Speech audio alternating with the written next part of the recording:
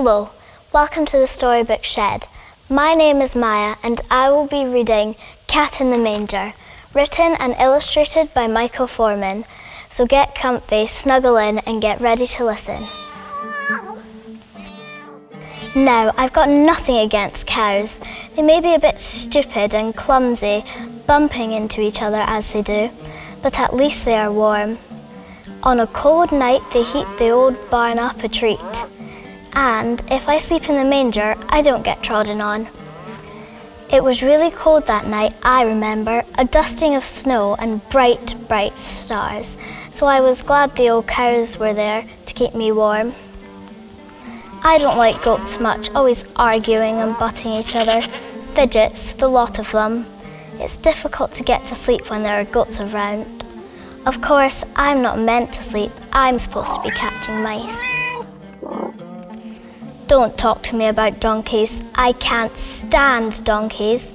They look at you with those big eyes as if they're friendly, and then they turn around and kick you.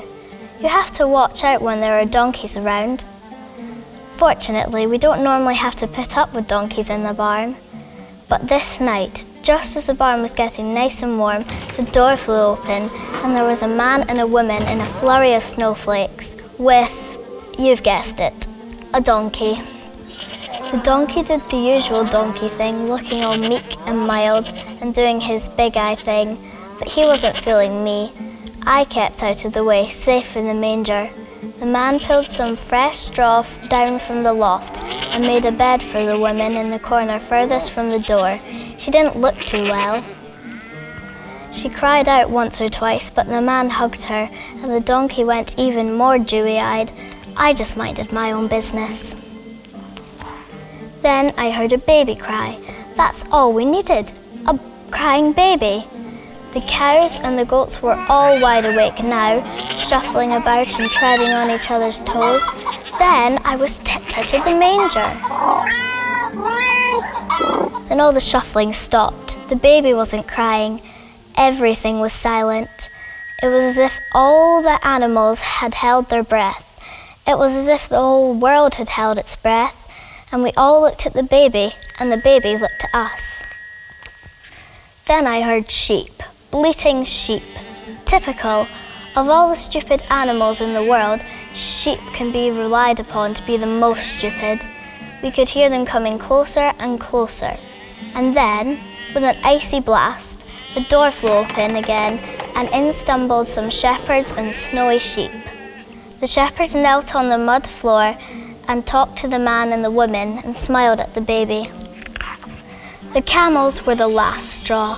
They are as clumsy as cows, but they have bigger feet, bad tempers, bad breath, and they spit. There were 3 of them. Enormous they were. They just stuck their heads under the sacks covering the window and glared at us. I must say their bridles looked smart, red and green leather with gold decorations. And when their 3 masters strode into the barn, they looked fabulous. They looked as rich as kings. They knelt with the shepherds, and then all the animals in the barn, as best as we could, knelt. Even the clumsy cows.